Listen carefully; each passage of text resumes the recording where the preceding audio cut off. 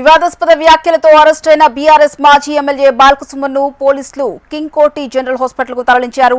ప్రభుత్వ ఆస్తుల ధ్వంసం చేయాలని సింగరేణిపై వివాదాస్పద వ్యాఖ్యలు చేశారన్న ఆరోపణలపై బాల్కసుమన్ను అరెస్ట్ చేసిన పోలీసులు మధ్యాహ్నం నుంచి నాంపల్లి పోలీస్ స్టేషన్లో విచారించారు. బాల్కసుమన్ స్టేట్మెంట్ తో పాటు సింగరేణి అధికారుల స్టేట్మెంట్ ను రికార్డు చేశారు. బాల్కసుమన్ వైద్య పరీక్షల అనంతరం జడ్జి ముందు ప్రవేశపెట్టారు.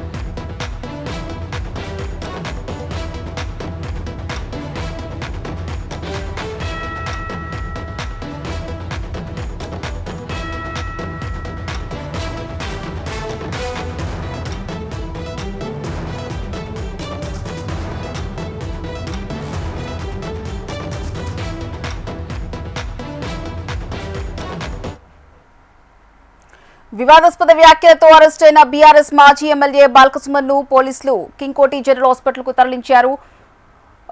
వైద్య పరీక్షల అనంతరం జడ్జి ముందు ప్రవేశపెట్టారు. దీనికి సంబంధించి పూర్తి సమాచారం మా ప్రతినిధి అరుణ్ లైవ్ ద్వారా అందిస్తారు. అరుణ్, బాల్కసుమన్ అరెస్ట్ వ్యవహారంలో తాజా అప్డేట్స్ ఏంటి?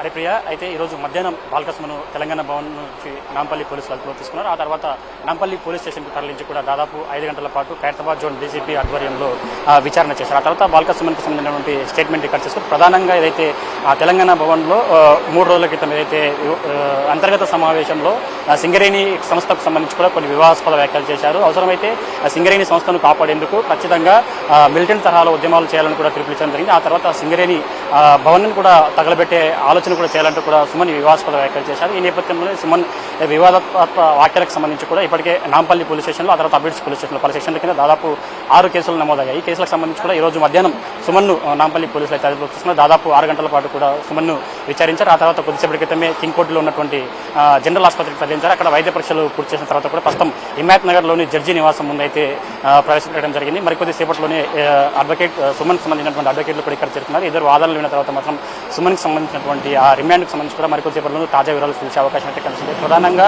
సుమన్ సంబంధించి చూసుకుంటే కనుక 3 రోజుల క్రితం తెలంగాణ భవన్లో జరిగినటువంటి అంతర్గత సమావేశంలో చాలా వివాదాస్పద వ్యాఖ్యలు చేయడం జరిగింది. ప్రధానంగా ఏదైతే సింగరేణికి అనుబంధ సంస్థ ఉన్నటువంటి కార్మిక సంఘానికి సంబంధించి ప్రధానంగా ప్రెస్ మీట్లు పెడితేనో సోషల్ మీడియాలో యాక్టివ్గా ఉంటేనే సరిపోదు, ఖచ్చితంగా పార్టీ పునర్వైభవం రావాలంటే ఖచ్చితంగా మిలిటెంట్ తరహాలో ఉద్యమాలు చేయాలి. ఆ తర్వాత మందమరిలో ఉన్నటువంటి సింగరేణి జీఎం ఆఫీస్ను తగలబెట్టాలి. అవసరమైతే తెలంగాణ హైదరాబాద్లో ఉన్నటువంటి సింగరేణి భవన్ కూడా తగలబెట్టాలంటూ కూడా వ్యాఖ్యలు చేశారు. అదేవిధంగా రైల్వే లైన్కి సంబంధించి కూడా రైల్వే పట్టాలను కూడా కోసివేయాలి.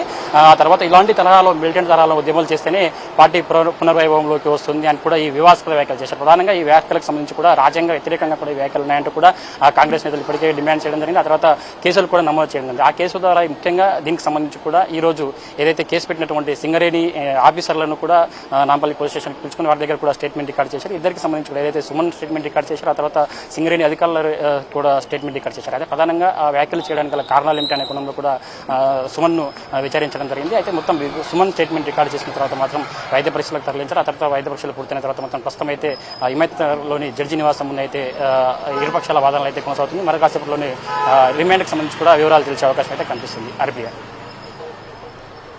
Right, thank you Arun.